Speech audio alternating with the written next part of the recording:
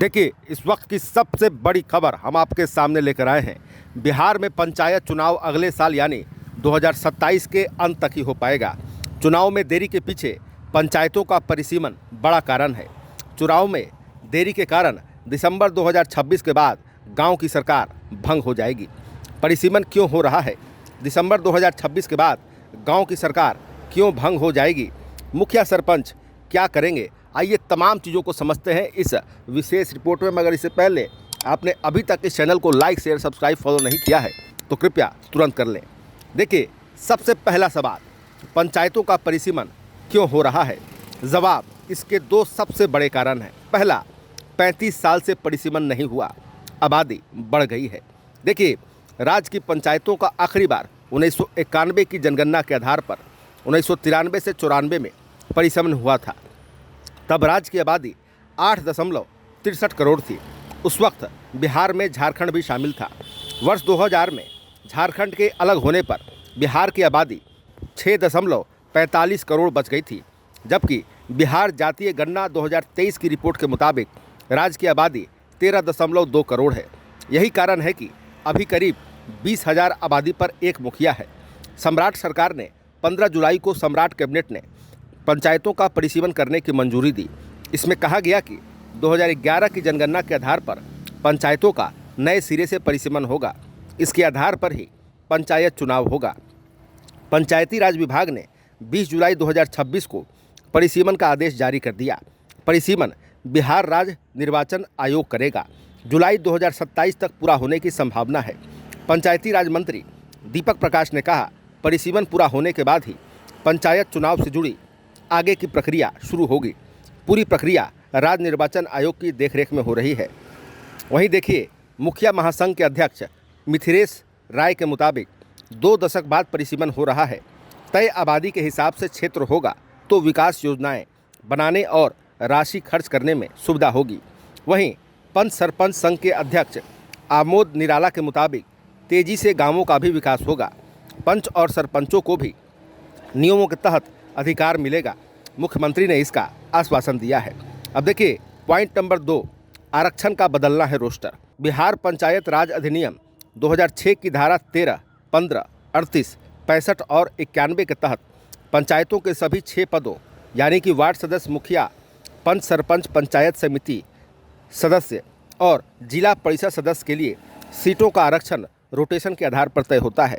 बिहार पंचायत राज संशोधन अधिनियम के तहत अनिवार्य किया गया है कि आरक्षण रोस्टर प्रत्येक 2 चुनावों के बाद बदला जाएगा।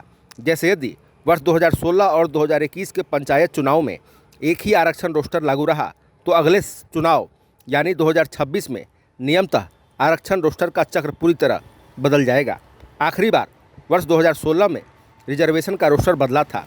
इस कारण इस बार अपने आप ओबीसी, ईबीसी, एससी, एसटी और महिलाओं के लिए रिजर्व सीटों में बदलाव होगा। अब देखिए, सवाल नंबर 2, परिसीमन के बाद क्या क्या बदल जाएगा? जवाब, सरकार ने बताया है कि परिसीमन का मकसद आबादी के हिसाब से संतुलित प्रतिनिधित्व देना है। प्रखंड को इकाई मानकर एआई की मदद से परिसीमन होगा। प्रक्रिया तुरंत शुरू होगी। किसी भी राजस्व गांव का बंटवारा नहीं किया जाएगा। पूरा गांव एक ही पंचायत का हिस्सा रहेगा। परिसीमन से पंचायतों के भौगोलिक और सामाजिक समीकरण बदल जाएंगे। यदि किसी पंचायत में एससी, एसटी और ओबीसी की कुल आबादी 50% से अधिक है तो पंचायत मुख्यालय उसी गांव में बनेगा जहां इन वर्गों की आबादी सबसे ज़्यादा होगी। इससे महिलाओं और पिछड़े वर्गों को मौका मिलेगा। अब देखिए, जो सबसे बड़ा सवाल कि तय समय पर अगर पंचायत चुनाव नहीं होंगे तो क्या मुखिया सरपंच पद पर बने रहेंगे?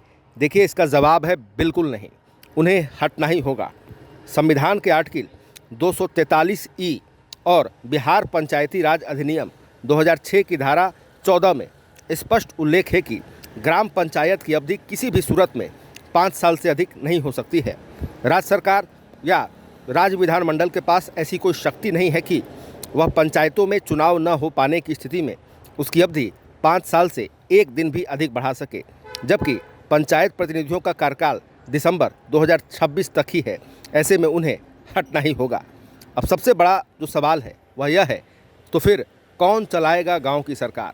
तो देखिए, इसके जवाब में बताया जा रहा है परामर्शी समितियां।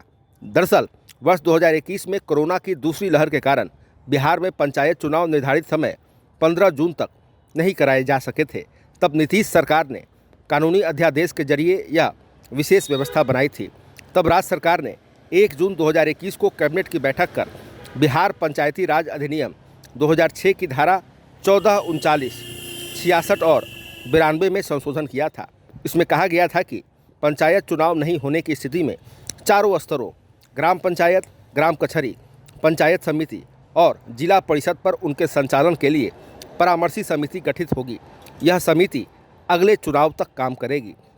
ज़्यादा संभव है कि दिसंबर 2026 के बाद अगले चुनाव होने तक परामर्शी समितियां गांव की सरकार की कमान संभाल लेगी। अब देखिए, आपको बताते हैं कि परामर्शी समितियों में कौन कौन होगा। देखिए, अगस्त 2021 वाला कानून ही लागू हुआ, तब 4 परामर्शी समितियां बनेगी। पहला, ग्राम पंचायत, निवर्तमान मुखिया इसके अध्यक्ष होंगे। सभी निवर्तमान वार्ड सदस्य, पंचायत सचिव, प्रखंड पंचायती राज पदाधिकारी, बीडीओ की ओर से नामित पंचायत क्षेत्र के निवासी और राज्य, केंद्र, सेना, रेल, सार्वजनिक उपक्रम से रिटायर कोई एक व्यक्ति।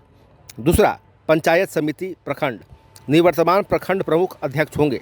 इसमें निवर्तमान सभी पंचायत समिति सदस्य, प्रखंड पंचायती राज पदाधिकारी और बीडीओ सदस्य होंगे। तीसरा, जिला परिषद, निवर्तमान जिला परिषद अध्यक्ष इसके अध्यक्ष होंगे। इसके अलावा पंचायती राज अधिनियम के तहत सदस्य रहे व्यक्ति, डीडीसी यानी कार्यपालक पदाधिकारी, जिला परिषद के सभी निवर्तमान सदस्य, जिला पंचायती राज पदाधिकारी इसमें शामिल होंगे। चौथा, ग्राम कचहरी, निवर्तमान सरपंच अध्यक्ष होंगे। इसमें सभी निवर्तमान पंच शामिल होंगे। अब देखिए, जानते हैं कि इनका क्या होगा काम। देखिए, पंचायतों के रूटीन जैसे नल जल योजना, मनरेगा, स्ट्रीट लाइट, सफाई व्यवस्था और अन्य विकास कार्य चलता रहेगा, लेकिन समिति कोई नई योजना चालू नहीं कर सकती। वित्तीय लेन देन में पारदर्शिता बनाए रखने के लिए सरकारी अधिकारियों की जवाबदेही रहेगी। विकास योजनाओं के लिए फंड जारी करने के लिए प्रखंड विकास पदाधिकारी, बीडीओ, पंचायत सचिव और कार्यपालक पदाधिकारियों की सहमति व संयुक्त हस्ताक्षर अनिवार्य होंगे। तो फिलहाल खबरों में इतना ही।